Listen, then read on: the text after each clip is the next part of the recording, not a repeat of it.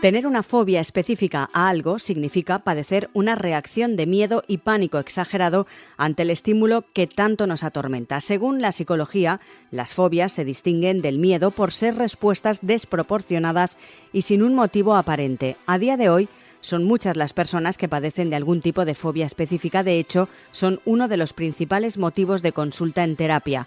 Si nos fijamos en su definición, según la RAE, una fobia es el temor angustioso e incontrolable a ciertos actos, ideas, objetos o situaciones que se sabe absurdo y se aproxima a la obsesión. Entre las fobias más comunes están, por ejemplo, la agorafobia, que es la fobia a los espacios abiertos, también la acrofobia o miedo a las alturas, o la claustrofobia. Pero hoy vamos a fijarnos en una fobia que quizás por su nombre no les suene, pero es más común de lo que nos podemos imaginar. Hoy en Plaza al Día, la amaxofobia.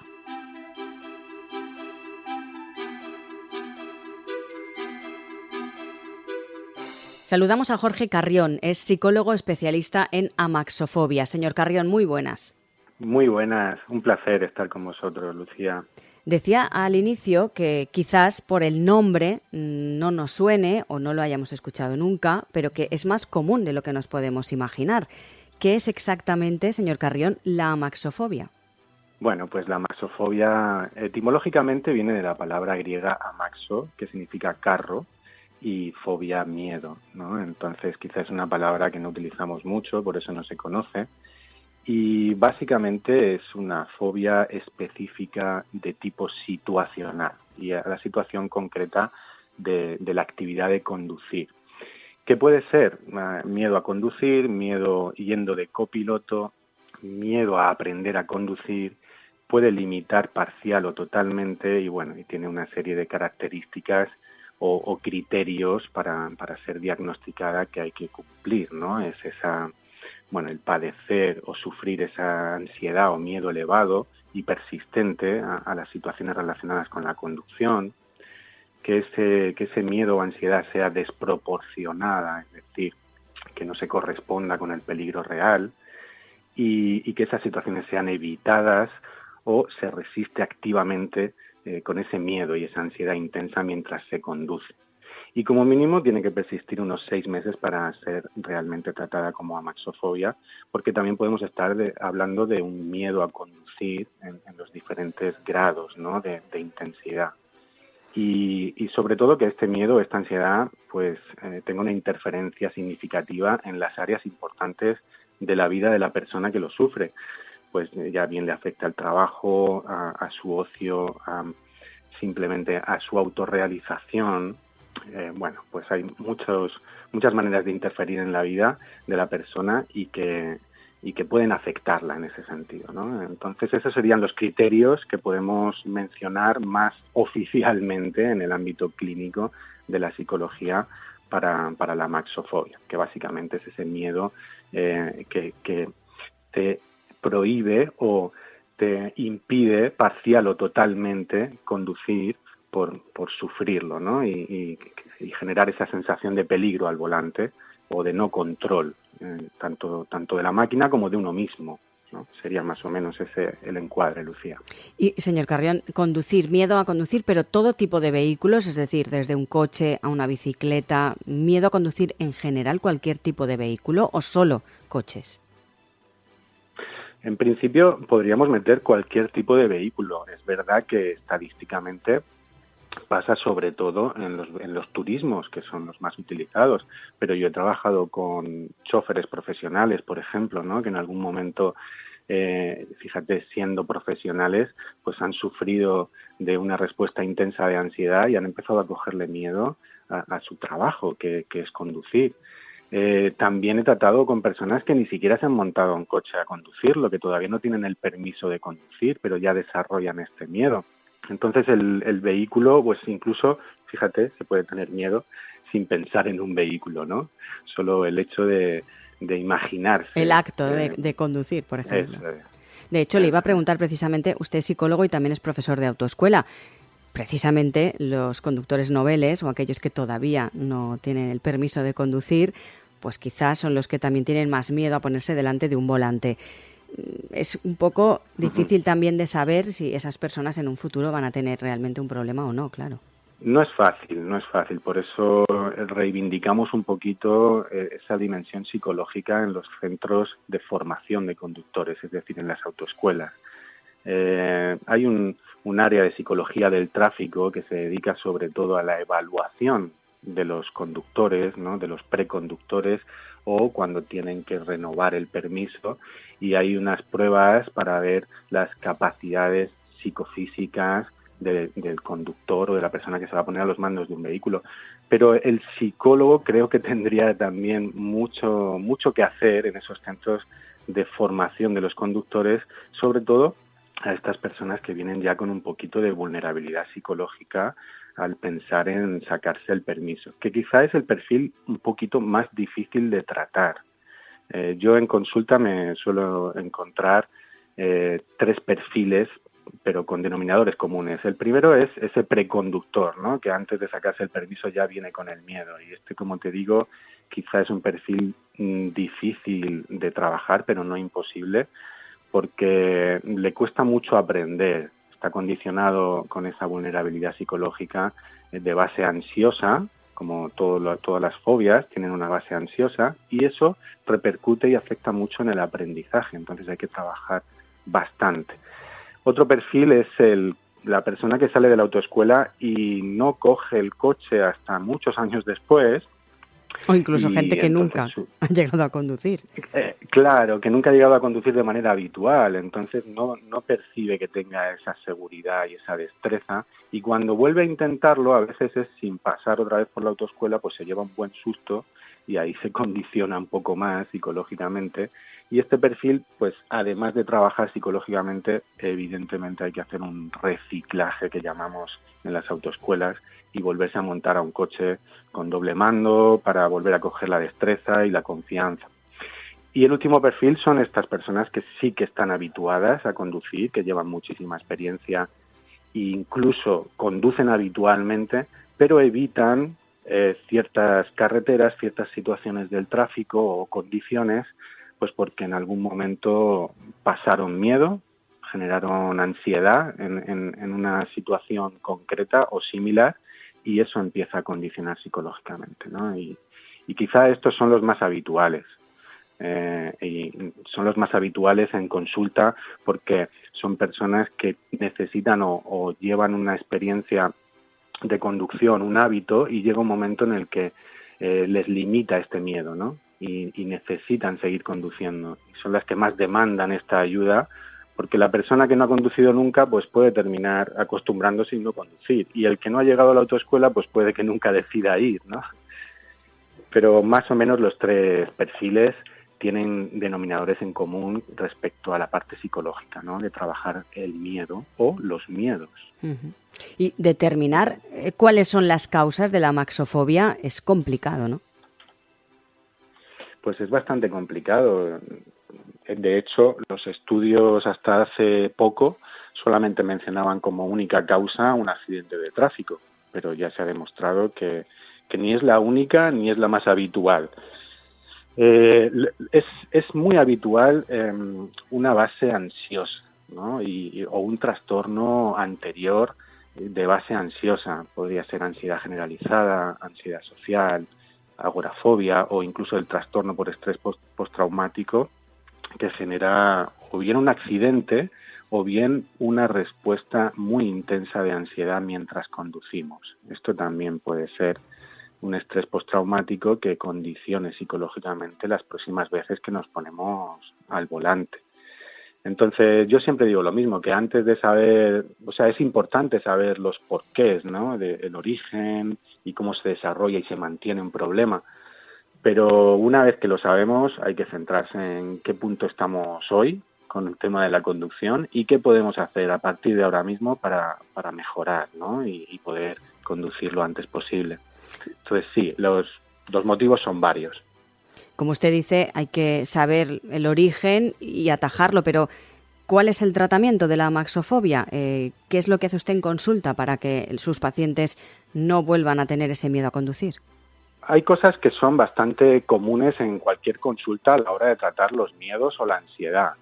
Es verdad que yo intento adaptar siempre ese trabajo, esas técnicas que propongo a la actividad de conducción y quizá pues por suerte cuento con la ventaja de también ser profesor de autoescuela y poder coger un coche de doble mando para poder aplicar esas técnicas psicológicas en la conducción con la persona con la que estoy trabajando, ¿no? Y no dejarla que se exponga sola o con un profesional de la formación vial que no es psicólogo y la colaboración es importante en ese sentido, ¿no?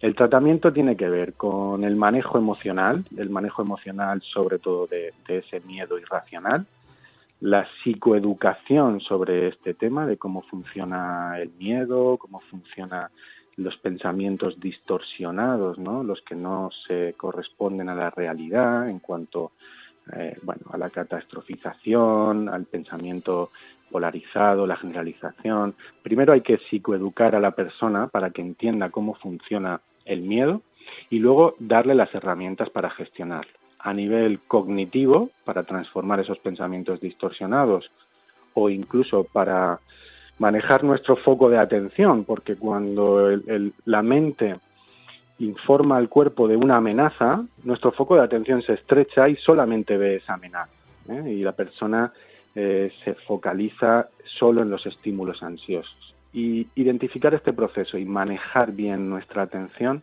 es súper importante para salir de ese bucle mental. Evidentemente hay que dar también alguna técnica fisiológica. La respuesta de ansiedad está intrínseca en el miedo y unas técnicas para desactivar fisiológicamente esa tensión, ¿no?, muscular, esa taquicardia, esa sudoración, ese agarrotamiento o el bloqueo incluso, pues es muy importante también tener herramientas a nivel fisiológico.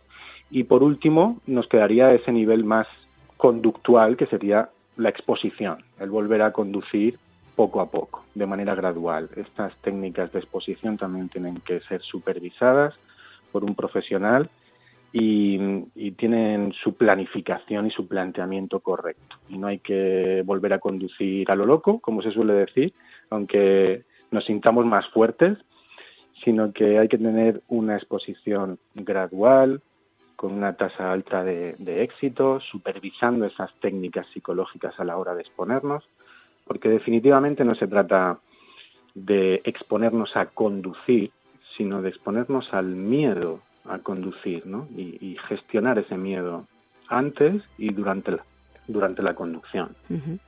Desde que una persona sabe o conoce que tiene amaxofobia y comienza un tratamiento, ¿cuánto tiempo es necesario para que supere esa fobia?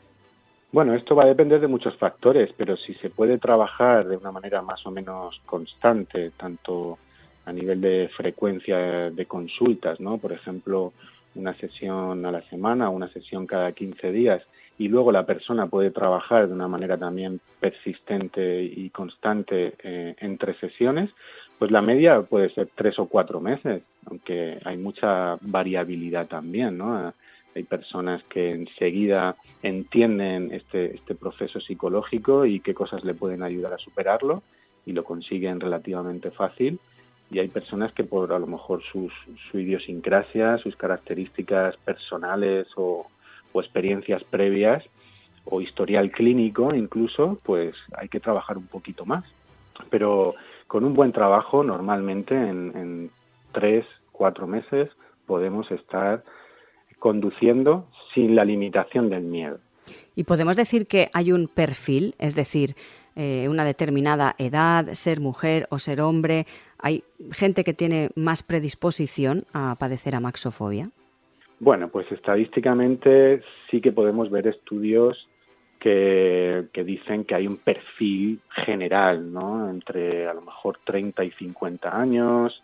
Las personas que suelen pedir esta ayuda o acudir a consulta suelen ser mujeres, aunque estadísticamente se ha comprobado que está muy a la par, ¿no? En el género, en el 50% o 45-55 en cuanto a problemas de ansiedad y miedo a la hora de conducir. Solo que hay gente que sabe y aprende a vivir con ello, ¿no? Y hay gente que busca ayuda precisamente porque esa limitación es más grande. El perfil que llega a consulta pues suele ser también un perfil de unas posibilidades económicas relativamente medias o altas, porque en la seguridad social es difícil tratar estos temas, y al ir a lo privado, pues yo sé de mucha gente que no ha podido seguir un tratamiento por el coste que tiene. En general, es verdad que hay un perfil psicológico de base ansiosa o nerviosa, ¿no? De ese rasgo de personalidad un poquito más impulsivo o más nervioso, o incluso con una historial clínico de base ansioso-depresiva o ansiosa, ¿no? Que es también lo que influye en desarrollar este tipo de fobias. De hecho, bueno, pues ese estrés crónico que se puede desarrollar en algunas etapas de la vida, pues está muy asociado a desarrollar ansiedad en alguna situación. Entonces, bueno, si tuviéramos que hablar de un perfil muy general, sería eso, de 30 a 50 años y con un perfil psicológico pues más bien nervioso o impulsivo. Pero, evidentemente, hay personas de todo tipo. Te estoy hablando de un perfil muy general, ¿vale? No sé si es más frecuente, usted que está acostumbrado a tratar a personas con amaxofobia, ¿es más frecuente tener miedo a conducir en determinadas carreteras, como por ejemplo autovías, autopistas donde hay más tráfico, o carreteras secundarias? No sé, ¿hay alguno de este tipo de carreteras que da como más miedo conducir? Pues volvemos a lo mismo, ¿no? El miedo tiene tantas caras como personas que lo sufren, pero es verdad que sí que hay denominadores comunes, y bueno, pues en el perfil que te he comentado de la persona que no tiene nada o no ha consolidado nada la experiencia de la autoescuela y pasan muchos años, pues en general el miedo es más generalizado, valga la redundancia, ¿no? A casi todo, ¿no? Incluso a aparcar o a la ciudad o a la autopista, pues porque no han tenido esa consolidación del aprendizaje. Los que conducen habitualmente, es verdad que sí hay, quizás es más habitual el miedo a la autopista y a la autovía por esa conducta evitativa, ¿no? que suelen desarrollar en el primer susto o en la primera experiencia de ansiedad. Si es dentro de una autovía, pues empezamos a evitar de manera sistemática, poco a poco, el volver a exponerme a la autovía, y eso va generando mayor inseguridad, mayor falta de confianza, y bueno, en muchas ocasiones esa falta de experiencia en coger autovía que viene de la conducta evitativa es la que hace que se mantenga el miedo, incluso se generalice o se haga más grande, porque cuanto menos practicamos, más inseguridad generamos, ¿no? Claro. En psicología podemos decir que esa conducta evitativa es como una incubadora de la ansiedad, en ese sentido. Entonces sí, las vías rápidas suelen ser un denominador común, ¿no? Porque combinan, bueno, pues esa velocidad y esa falta de experiencia o conducta evitativa. La sensación de riesgo es mayor para la persona que piensa que puede perder el control a altas velocidades. Por último, sí que me gustaría, ya que pues puede que alguien que nos esté escuchando no sepa que tiene amaxofobia y quizás al escucharnos descubre que lo padece.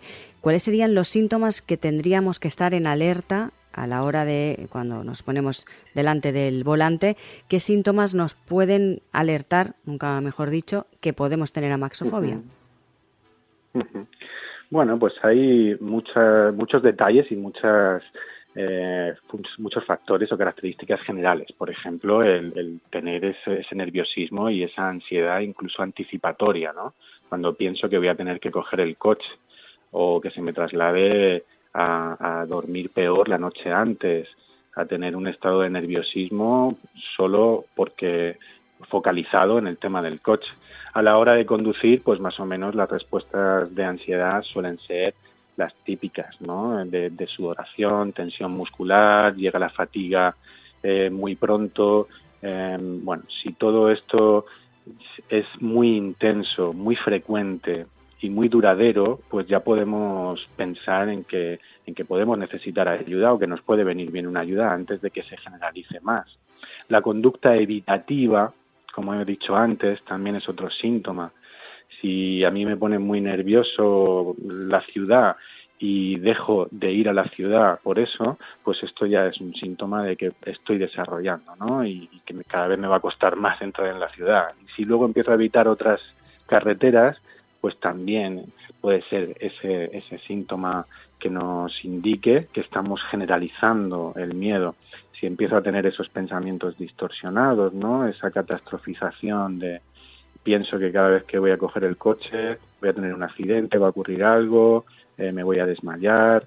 Bueno, ese tipo de respuestas a nivel cognitivo, a nivel fisiológico, emocional, y la evitación a nivel conductual son los síntomas más importantes.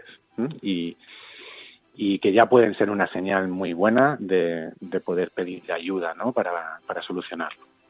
Y ya, ahora sí, por último, ¿qué consejos daría a aquellas personas que lo padecen y todavía no se han decidido a dar ese paso a pedir ayuda?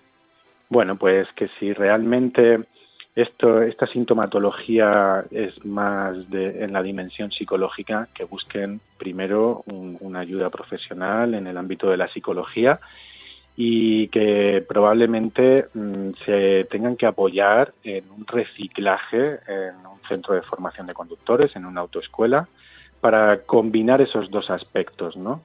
Al final, bueno, pues yo he tenido personas que me dicen que han ido a un psicólogo a tratar el miedo, pero que al final el psicólogo les dice que ahora tienen que practicar poco a poco ellas solas y no se atreven o incluso tienen algún problema, y personas que van a una autoescuela a coger clases de reciclaje cuando realmente tienen una vulnerabilidad psicológica que habría que tratar en consulta. Entonces, mi mayor consejo sería ese, que si realmente tenemos este tipo de problema con la conducción, que podamos ver a un especialista en psicología y, a ser posible, pues especializado en amaxofobia, o que colabore con un centro de formación o profesor de formación vial para que ese tratamiento sea lo más integral posible, ¿okay? Porque no se trata solamente de trabajar el miedo y no se trata solamente de volver a conducir.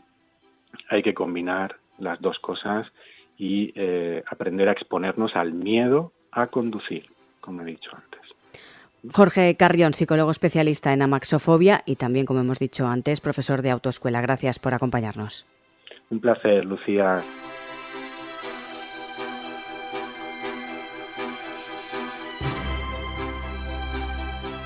Saludamos también a Natalia Ballester. Ella ha padecido amaxofobia y nos va a contar su caso, su situación. Señora Ballester, muy buenas. Hola, buenas. ¿Desde cuándo descubrió usted que padecía amaxofobia? Pues yo, tengo 33 años, me saqué el carnet con 20 y a priori todo iba normal. Yo me saqué el carnet a la primera, como mucha gente al principio iba insegura, y empecé a sumar pequeños problemillas en la conducción que me hacían ponerme más nerviosa. A lo mejor pisaba un bache, otro día tuve otro problema de Nobel, como se dice, de ponerme en dirección contraria cuando tenía que ir en otra dirección, en fin, cositas que poco a poco me hicieron aumentar el miedo, pensar que no valía para conducir, que se habían equivocado al darme el carnet. Empecé a no querer conducir, a no querer coger el coche. Me daba muchísima ansiedad el pensar simplemente en tener que ir a un sitio y tener que estar montada.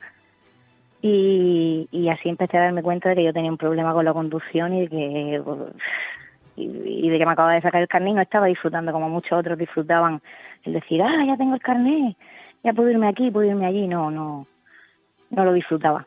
¿Y cuándo decidió pedir ayuda para superar esa fobia? Pasaron años, yo lo que te estoy contando fue hace 12, yo conduje muy poquito desde que me saqué el carnet. La fobia, me negué a coger el coche directamente. Empecé poniendo excusas del tipo, es que no llevo el zapato adecuado para los mandos, o es que hoy me duele la cabeza y me da cosa coger el coche, o en fin, diferentes cosas que al final, el día a día tampoco necesitaba yo el coche a diario. Y llegó un momento en el que dije, no voy a coger más el coche, y me estuve 10 años así. ¿Y a día de hoy ha vuelto a conducir?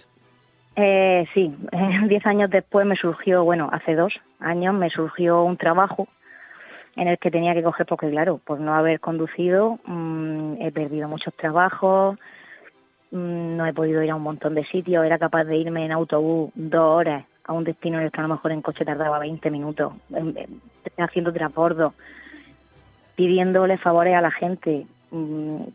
¿Qué pasa? Que llega un momento ya con mi segundo hijo en el que me doy cuenta de que o hago las cosas o hago las cosas, de que no puede ser que, además, ya te digo, me surge un trabajo y no había combinación de autobuses posible. Digo, ¿y ahora qué? Empecé a pensar también en si alguna vez pasaba alguna urgencia y me tenía que ir, y dije, mira, esto tengo que solucionarlo ya. Me puse a mirar por internet, vi que se trataba de amaxofobia como tal, porque ya te digo, yo nada más pensaba en tocar las llaves del coche me entraban los 7 males, y me puse a buscar y vi que había un chico en Murcia que lo trataba con una autoescuela, Jorge, y dije, pues voy a ponerme, di el paso, me costó, dije, venga, voy a dar el paso, di el paso, hablé con él y empecé con él terapia directamente, primero en el coche con la autoescuela doble mando, luego con el mío, además un antes y un después. Gracias a la terapia, la verdad que me ha hecho de ser una persona de depender de todo el mundo a ser totalmente independiente, y ya en todos los factores, o sea, es que me ha mejorado en todo. ¿Y usted conocía la amaxofobia antes de saber que la padecía? ¿Había oído hablar alguna vez de ella? Al principio no, al principio simplemente pensaba, mira, esto es pues nada, que te da miedo conducir, o que te faltan tablas, lo mismo la gente te suele decir, eso no es nada, si eso te coges el coche y te vas tú sola. A mí me decían eso y nada más de escuchar la palabra te vas tú sola, o sea, a mí me daban ganas de desmayarme, me empezaba a subirme el corazón, me iba a 1000, me sudaban las manos, no podía respirar y cambiaba el tema radicalmente. Y no conocía el término hasta que un poquito más adelante, sí que es verdad que años después lo vi, no sé si fue en la tele o en internet, pero no decidí tratarme aún así viendo el tema. Dije, sí, esto es lo que yo tengo, ya está. Fue a raíz de la necesidad del trabajo, de pensar también en mi hijo, en una urgencia que yo tuviera que hacer, lo que me hizo dar el paso y darme cuenta de que realmente lo que tenía era amaxofobia y que tenía que tratarla, que no había otra forma de superarla. Por suerte, como nos estás comentando, ya lo has superado gracias a esa terapia. ¿Qué consejos darías a gente que nos puede estar escuchando y quizás no se atreva a dar ese paso de pedir ayuda, o que quizás no ha descubierto todavía que padece amaxofobia?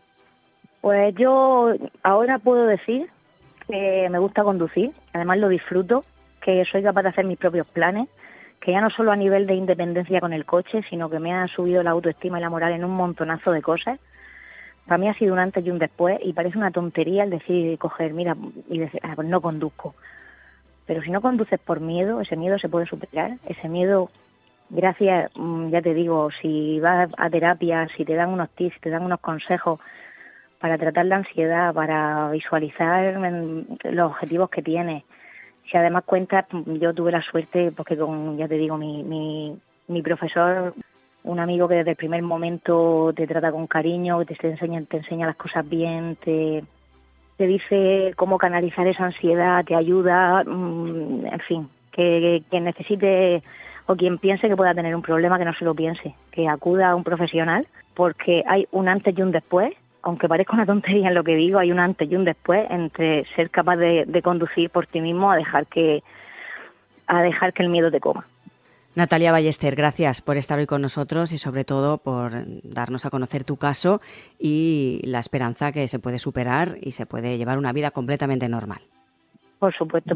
Muchísimas gracias a vosotros por dar visibilidad a este tema, que muchas veces a la gente nos da vergüenza, porque es por eso por lo que muchos no van a terapia o por lo que muchos no preguntan, por vergüenza. Y si puedo ayudar en algo, pues la verdad que me gustaría mucho.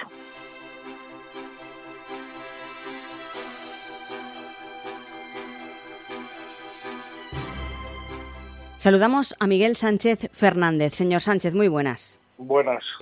Cuéntenos por qué usted padece amaxofobia, ya hemos descubierto en qué consiste, y cuéntenos un poco cómo descubrió que padecía amaxofobia y desde cuándo. Pues lo descubrí después de 25 años conduciendo largas distancias debido a mi profesión. Pues en una ocasión en la autovía pues me puse a adelantar un camión y mientras estaba adelantando el camión puso los intermitentes como para cambiar de carril y literalmente tuve como un ataque de pánico al volante. Pude controlar el coche perfectamente, lo único que empecé a temblar, las piernas me temblaban, los brazos, la boca se me secó. Cuando logré adelantar al camión, porque no ocurrió nada en realidad, pues tuve que parar en la primera hora de descanso y con mucho nerviosismo. Y bueno, ese fue el comienzo. Ya a partir de entonces, en autovía, los camiones eran un problema. Lo evitaba adelantarlos. Y luego ya en carreteras convencionales, donde suelo conducir sin este tipo de problemas, pues apareció también cuando hay un acantilado, cuando hay un barranco al lado de la carretera, pues me daba como un vértigo y los síntomas casi de un ataque de pánico. Uh-huh. ¿A día de hoy sigue conduciendo? Nunca, a pesar de este problema, lo recomiendo a todo el mundo, si lo padece, nunca hay que dejar de conducir. Porque muchas veces he estado a punto de tirar la toalla, decir no cojo más el coche, lo vendo. Pero dentro de mí había como una fuerza que decía no, tú vas a seguir conduciendo. Porque para mí dejar de conducir es privarme de toda mi libertad. Claro. De todas maneras, señor Sánchez, ¿cuándo descubre que es amaxofobia? ¿Había oído hablar alguna vez de ella? Sí, lo leí un artículo en el periódico hace 2 años. Bueno, pues hace 2 años, no lo he dicho antes, o sea, yo he padecido ese problema pues durante 7 años, desde el 2015. Y hace 2 años, pues, leí en el periódico un artículo sobre la amaxofobia, no sabía que tenía un nombre, lo que yo sentía, y empecé a leer varios artículos en internet, pero bueno, el problema no remitía. Y al final lo que sí consideré, después de el verano pasado, después de un episodio en el que había pasajeros en el coche y notaron lo nervioso que me ponía, pues ya decidí pedir ayuda. El tratamiento consistía en cuestionar pues, todos los pensamientos que estaban detrás de conducir. Y bueno, pues aparte de una entrevista sobre tu vida personal, tus recuerdos, tu actitud ante el volante, si has tenido algún tipo de trauma al volante, etcétera, pues el tratamiento consistía básicamente en cuestionar los pensamientos que me producían esa ansiedad. Pues llegó un día en que dejé de sentir ese miedo a conducir. Pues le agradecemos muchísimo que nos haya contado su caso. También nos alegramos de que esté mejor, que lo haya superado. Pues Miguel Sánchez, como digo, reitero, gracias por contarnos su caso. Muchas gracias a vosotros.